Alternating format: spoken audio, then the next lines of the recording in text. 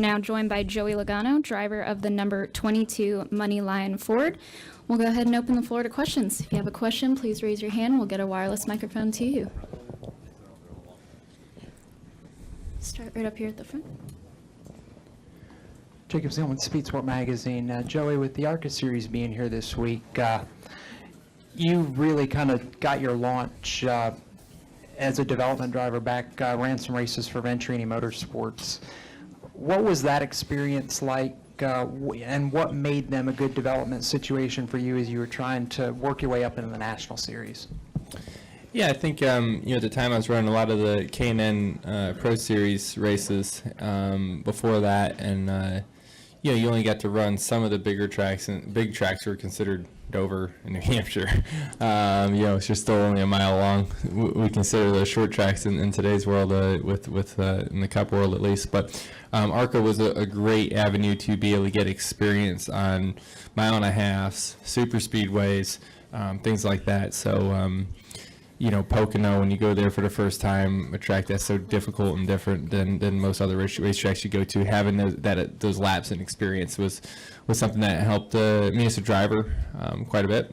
So, able to run those. I ran a race here in Talladega and one in Daytona in ARCA cars, and it gives you the ability to kind of learn a little bit about the draft. Obviously, it's when it's your first time, you don't really know what you're doing out there. You don't know what moves to make, and you can tell when you watch the race that there's inexperience and then some mixed in with some experience where some drivers know how to make the moves and some don't. And as you move up through the ranks, that draft changes so much because everybody knows what they're doing, and the race, the complex of the race looks completely different. So it's just something that it's a good learning tool to get you to the next step, to get you a little bit of experience before you get out to the next level in the trucks and the Xfinity and the Cup.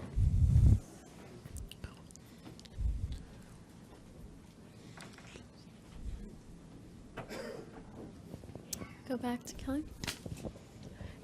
Kelly Crandall, Racer.com. So Joey, after Richmond, Martin, the way you two had raced each other was clean and whatnot, but Martin says he doesn't know if you guys are good, obviously going back to what happened last fall. So are you two good, and has this whole thing get blown out of proportion every time you two are around each other on the racetrack?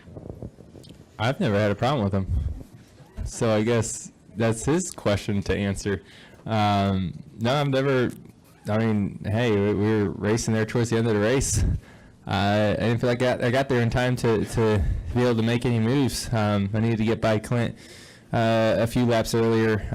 By the time I kind of found some speed in the car, I was a little bit too late, and I just couldn't get there in time to try to make a pass. The only chance I really had to try to make a pass was going into 3, and that was it. So I needed a few laps to kind of set them up and catch some lap cars in the right spot and try to put them in the right spot to try to pass them. But I needed about, I don't know, instead of 400 laps, maybe 405 laps would have been the difference. But I'm sure there's plenty of times where we all can go back and forth and say the same thing. So it's overall, like I said, to be upset with second place is a good spot to be in as far as speed in our race cars and where we are in the season right now. So, if we can just, if we execute a little bit better, I think we're sitting here with 4 wins right now instead of 1.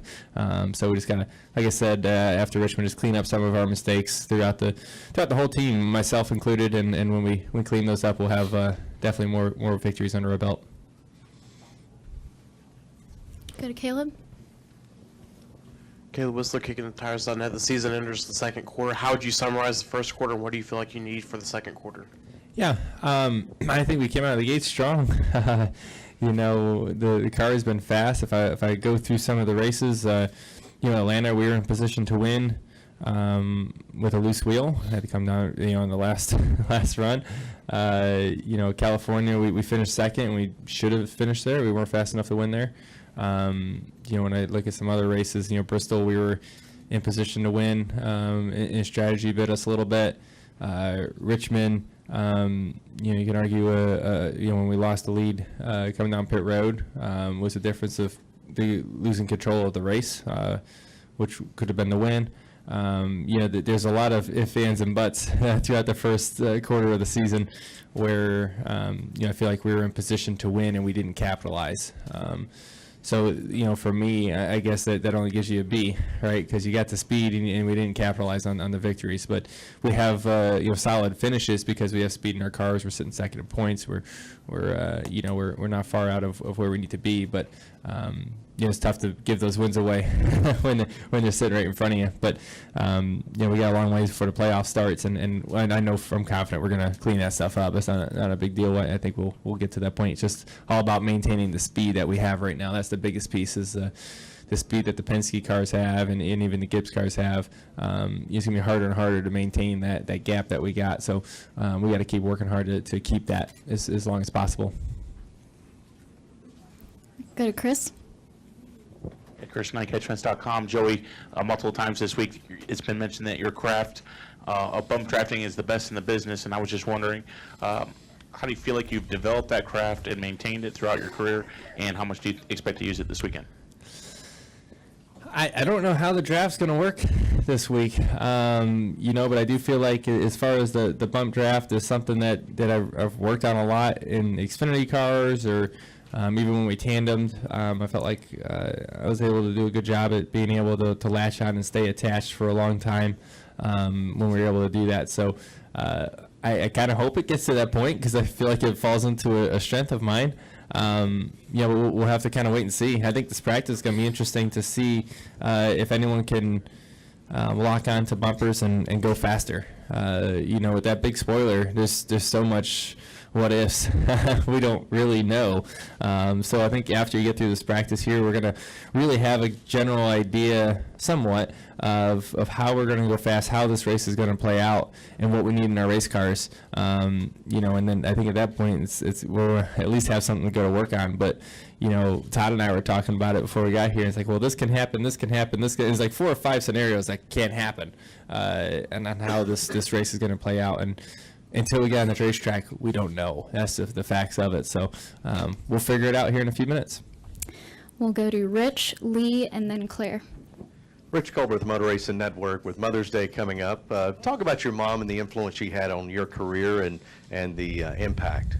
Yeah, I think my mom and probably most drivers' moms and parents have put a lot into their sons or daughters' racing careers or their lives in general, right?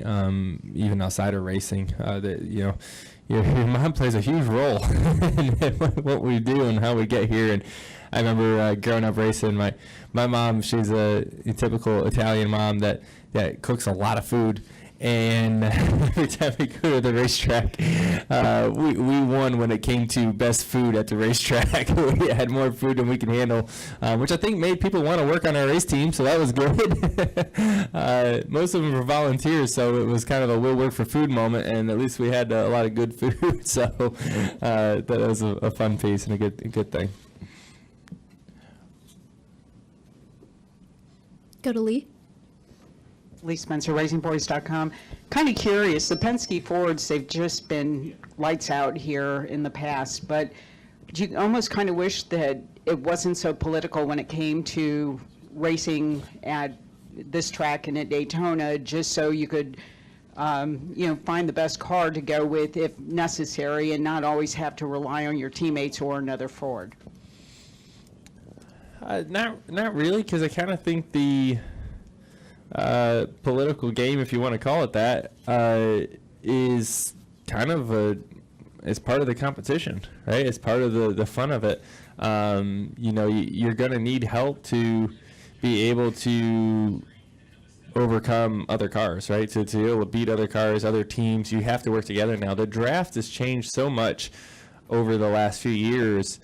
It really, because of Toyota, they started it when we went to Daytona and in the 500, and they kicked everyone's butt because they were selfless and stayed together. And then we kind of taken that model and tried to make it better in the way we work together and things like that, and have been able to find success because of that. So, it's part of the game now. The cars are not what made it like that. You know, everyone used to, you know, I'd help my teammate here and there, but manufacturers didn't really work together, and, you know, everyone wasn't that committed to each other. And once we saw how those 4 cars were able to stay committed to each other and beat everyone that day in Daytona, that forever changed the draft. That those moments are big key moments in super speedway history, in my opinion, on how we're going to evolve into the future. And when we all saw that, we all had to make a change unless we were going to get beat, right? We were all forced into the next move, and that's why you've seen teamwork become a bigger play throughout these races, and the stages have probably added to that once again. When you come here, is, you know, these stages with you know, pitting in between. And trying to keep everybody together and all those things. So when everyone pits and all that, that's a big part of the game at this point. Yep. Thanks. Next to Claire. Claire B. Lang, Sirius XM NASCAR Radio. There's been a lot of talk all week on the air about the practice and how nobody really knows what to expect, and some people may show their cards, or they may hang on to what they're trying to figure out until Sunday and then show more of it. But does it not put a lot of pressure on the drivers to go out there, since the engineers and crew chiefs are like, well, we just don't really know? Go out and check it out, try it out, feel it out. Talk us through that. I don't know if it puts more pressure on us. We're trying to figure it out every week if we can, you know, and you know, that's the fun part about this sport, is that you have a good mix of engineering that can kind of predict a lot of things that's coming our way, yet there's still the old school feel, and you know, when you know what a driver wants and what we need to be able to make it happen. So we all need to communicate to be able to move a company forward together, and I think that's one of the fun challenges of our sport. And when you come to a racetrack with a new rules package, it's something that neither one of us are confident in, right? I mean, we go to Richmond, I could tell you, oh, this is probably the things we're going to fight, and they can tell me, well, with the new rules, we're going to probably fight this stuff as well, and we can kind of collaborate and come together and make some good changes and be prepared when we get to the racetrack. Well, here, I've never raced anything with a spoiler this big, and neither have they. And so how is this draft going to work, right? And none of us really know. I mean, we can do as many studies and talk about it as much as we can, but until we get on the racetrack and you really see it, you know, and you take it off the paper and you put it in you know, reality, that's sometimes where you see a little bit of a change. So there'll be plenty of wheels spinning after this to be thinking about what we're going to do. And you know, it's funny, these are the moments you go out there with 5 or 6 questions and you come back with 10 questions. You know, you answer maybe 3 of them and get 10 new ones, and that's just how it works. Will you then have to wait till Sunday to really know, or will you find out in the practices? I think we'll get a general idea here in practice. I think there'll be I mean, who knows how cars are going to want to go out there and draft, and how many of them, and what you're going to need. But whether teams go out there, manufacturers go out there together, everybody goes together. And sometimes you just don't know until practice starts on how everyone's going to play out in practice. But you know, I would assume there's going to be a decent sized group of cars learning what they need. We'll finish up with Dustin.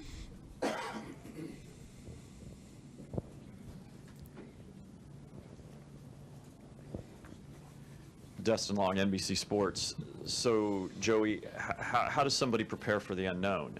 I'm guessing a typical week, if the rules hadn't changed, you would have watched the most recent race, you would have watched some other things.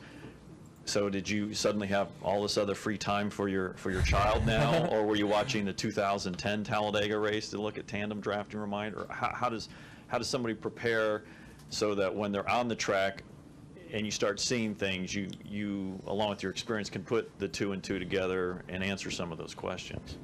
Yeah, it's I mean, it's just trying to expect the unexpected. You know, you're trying to prepare yourself. You look back at some notes from back then. You look at some stuff from more recent events.